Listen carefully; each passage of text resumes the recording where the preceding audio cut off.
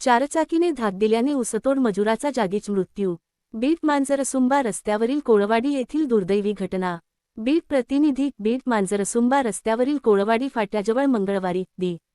10 रात्री 9 वाजण्याच्या सुमारास भीषण अपघात झाला.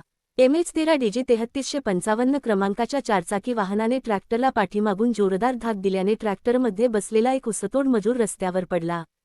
त्यानंतर त्याच्या डोक्यावरून वाहनाचे टायर गेल्याने त्याचा जागीच मृत्यू झाला. धडकेनंतर चारचाकी रस्त्याच्या कडेला खड्ड्यात जाऊन आढळली असून वाहनाचे मोठे नुकसान झाले आहे. प्राथमिक माहितीनुसार मृत व्यक्ती ट्रॅक्टरमधील ऊसतोड मजूर असल्याचे समजते. घटनेची माहिती मिळताच बीड ग्रामीण पोलिसांनी तातडीने घटनास्थळी धाव घेतली.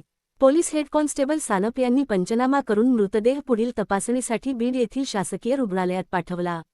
मृताची ओळख पटवण्याचे काम सुरू असून अद्याप नाव, ठिकाण समजू शकले नसल्याची माहिती पोलिसांनी दिली.